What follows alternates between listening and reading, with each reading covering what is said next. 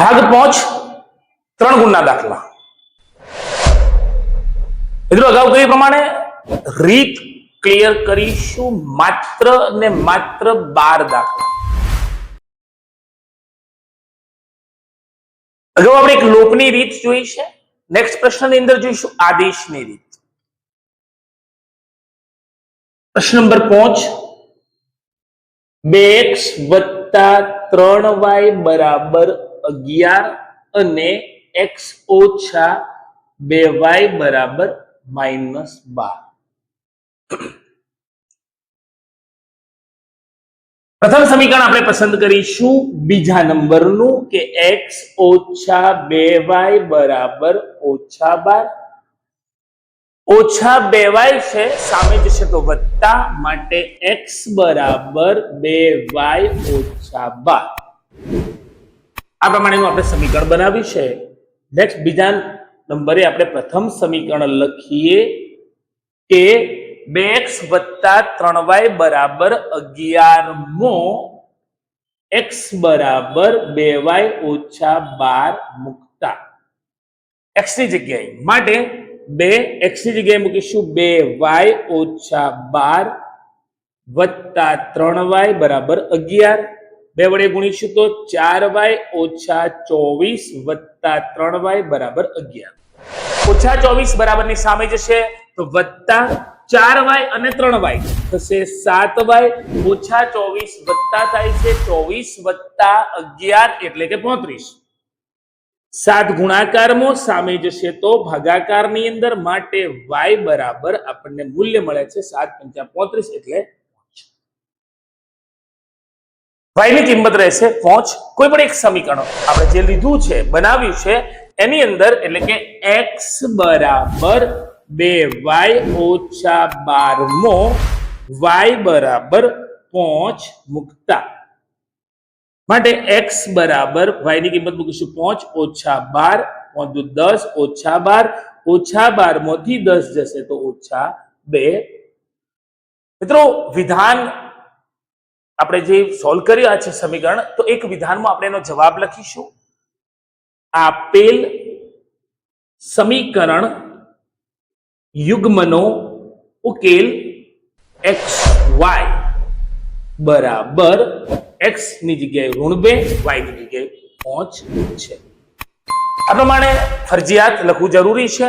મિત્રો આ ભાગ ગણ્યા પછી જ્યારે આપણે x ની ગણતરી કરીએ અથવા અન્ય આપણે જે ગણીએ છીએ બાજુમાં, એ પ્રમાણે આપણે પેપરમાં નહીં ગણીશું, એ ભાગને નીચે ગણીશું ક્રમશઃ। ત્યાર પછી 6થા નંબરના પ્રશ્નની અંદર ફરી એકવાર સમાંતર શ્રેણીનો પ્રશ્ન છે કે સમાંતર શ્રેણીમાં એક 11મું પદ, અગાઉ આપણે એક દાખલો જોયો કે જેની અંદર સરવાળા વિશેની માહિતી હતી કે ભાઈ 7 પદોનો સરવાળો કે 17 પદોનો સરવાળો। અહીંયા પદ ક્રમનું મૂલ્ય આપ્યું છે, એટલે કે an વાળા સૂત્ર છે। 11મું પદ 38,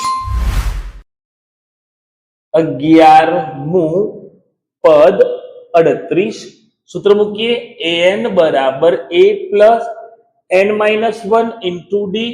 an ની જગ્યાએ 38, એ જાણતા નથી, 11મું પદ એટલે 11 - 1, માટે a 11 માંથી 1 જશે તો 10d, a + 10d = 38, સમીકરણ નંબર 1। એ પ્રમાણે બીજું વિધાન શું કહે છે? 16મું પદ 73 છે। 16મું પદ 73 છે, માટે ફરીથી એકવાર an = a + n - 1 × d। an ની કિંમત 73 એ જાણતા નથી, 16 - 1 × d। સમીકરણની અંદર 16 - 1 15d, a + 15d = 73।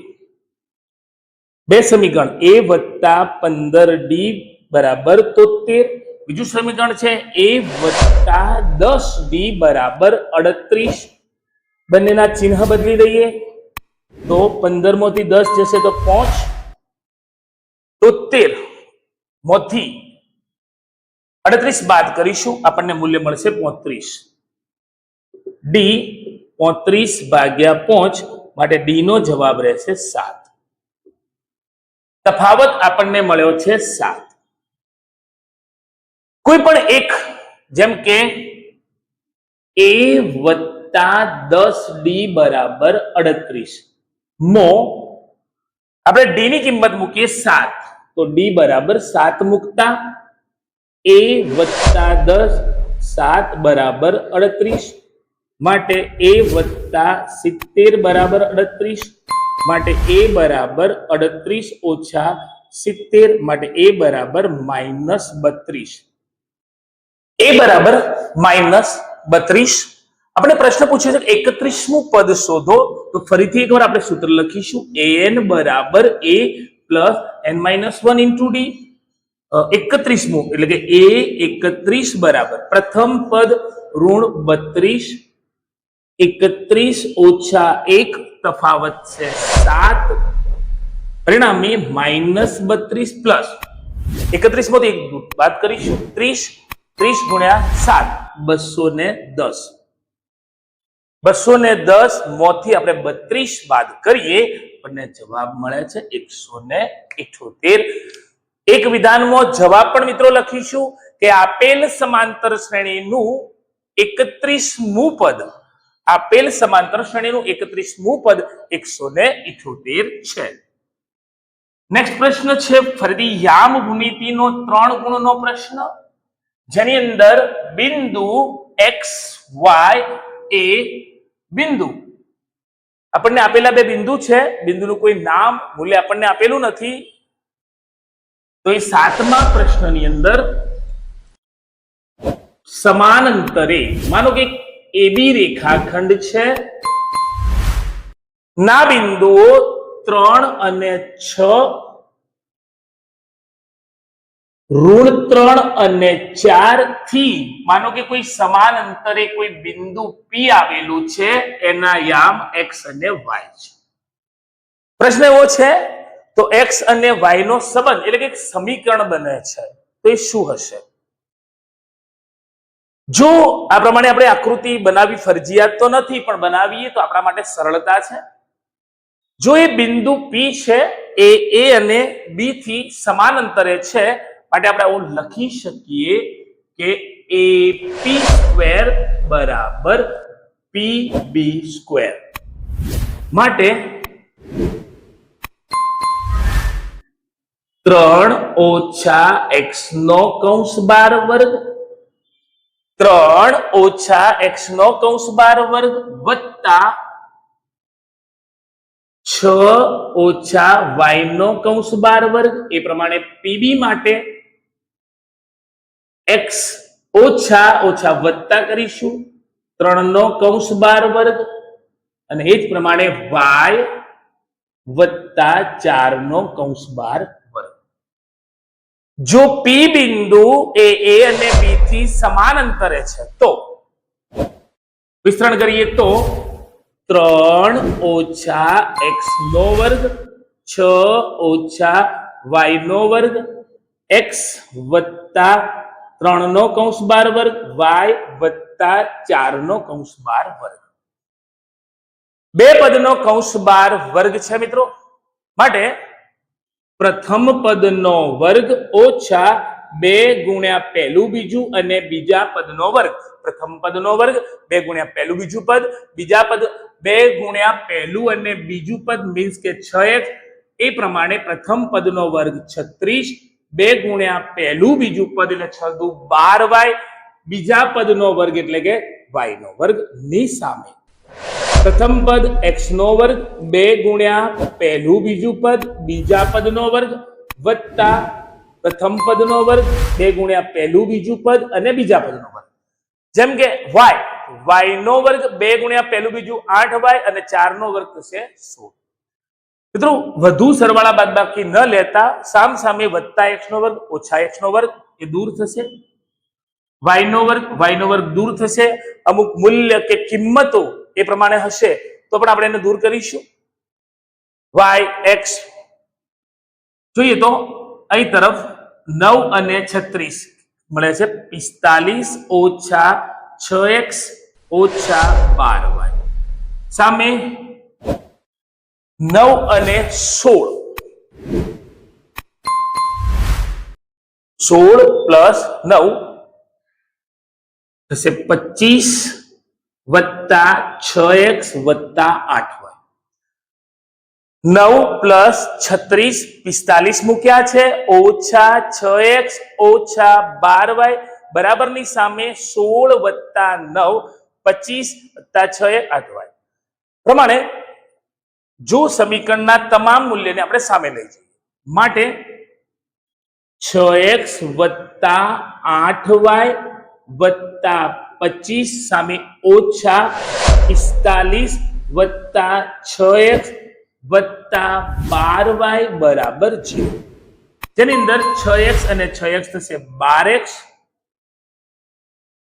8y અને 12y જે થશે 20y અને ઓછા 45 માંથી 25 દૂર થશે જો વધે છે ઓછા 20 બરાબર 0 તમામ માંથી 4 કોમન નીકળે છે પરિણામે 4 તરી 12 4 ગુણ્યા 5 5y ઓછા 5 બરાબર 0 સમીકરણ છે 3x વત્તા 5y ઓછા 5 બરાબર 0 આ પ્રમાણે સમીકરણ વચ્ચેનો સંબંધ આપણે જોયો છે ત્યાર પછી સંભાવનાના એક દાખલાની અંદર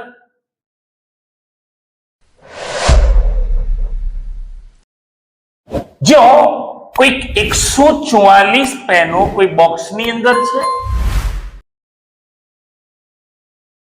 એક નૂરી નામની વ્યક્તિ છે કે એ 144 પેનોમાં 20 પેનો ખામી વાળી છે કુલ શક્ય પરિણામ 144 સારી પેન હશે તો જ એ ખરીદશે પ્રથમ પેન જો ખરીદશે એની સંભાવના ધારો કે નૂરી પેન ખરીદશે તે ઘટનાને એ કહીએ તો પી એ જેમ અગાઉના દાખલામાં મેં તમને કહ્યું પ્રમાણે ઘટના એના શક્ય પરિણામ એ પેન ખરીદશે તો કેવી પેન ખરીદશે સારી તો 144 માં 20 પેન ખરાબ છે તો સારી પેનો છે 124 સારી પેનો છે 124 20 પેનો ખામી વાળી છે પેન ખરીદવાની તો આપણે 124 અને 144 ના છેદ દૂર જે મૂલ્ય મળશે આપણે અહીંયા લખીશું ત્યારબાદ ન ખરીદવાની સંભાવના તો ધારો કે નૂરી પેન ખરીદશે નહીં તે ઘટનાને બી કહીએ તો ઘટના પીબી બરાબર ઘટના બી ના શક્ય પરિણામ ભાગ્યામાં આપણે લખીશું કુલ શક્ય પરિણામ કેવી પેન નહીં ખરીદે તો એ પેન ખામી વાળી હશે તો નહીં ખરીદે તો ખામી વાળી પેન છે 20 અને કુલ શક્ય પરિણામ છે 144 બંને પ્રશ્નની અંદર આપણે એના છેદ દૂર કરી અને જવાબ લખીશું મિત્રો આ ભાગની અંદર પણ આપણે 3 ગુણના દાખલાઓ જોયા છે અને અન્ય ભાગની અંદર પણ 3 ગુણના દાખલા આપણે જોવાના છે જે પરીક્ષા લક્ષી છે અને બહુ જ ઉપયોગી છે